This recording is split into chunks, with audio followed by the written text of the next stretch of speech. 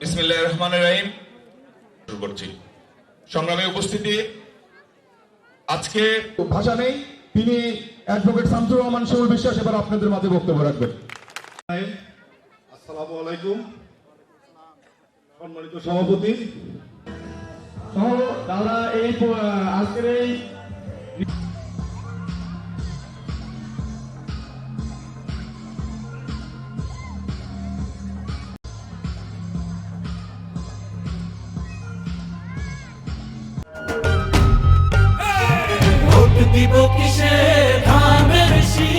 জাতির ইতিহাসে শাসকদের কি চরিত্র হওয়া উচিত সেই স্থান পেয়েছে শহীদ রাষ্ট্রপতি জিয়ার চরিত্র, যাকে বলা হয়েছে স্টেটম্যানশিপ।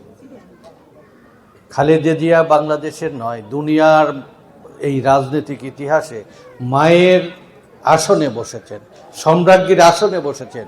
মায়ের চাইতো মা খালেদা জিয়া।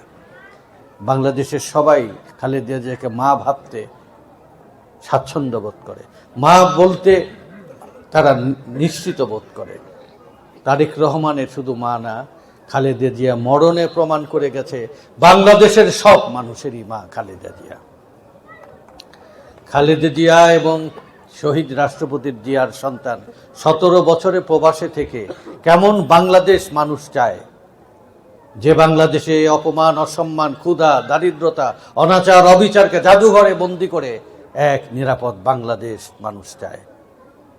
ইংরেজ আসার আগে এই বাংলার ঐশ্বর্য, সম্পদ, শান্তি, সুখে ছিল। এদেশের মানুষ মিথ্যা কথা বলতেন না, ওজনে কম বেশি করতেন না, দুধে পানি মিশাতেন না। এদেশের মানুষ ছিল সত্যি সুখের দেশে বাস করতেন। আমরা সেই বাংলাদেশ চাই। আমাদের সৌভাগ্য, পৃথিবীর রাজনীতির পরিবর্তন ঘটে 300 বছরের একটা সার্কেলে। আমরা প্রায় 300 বছরের দ্বার প্রান্তে। এমনই এক সময় আমাদের দুই বীরের সন্তান শহীদ জিয়া আর খালেদা জিয়া, যার ধমনীতে দুই বীরের রক্ত, সে বাংলাদেশকে বদলানোর জন্য এক কর্মসূচি ঘোষণা করেছে।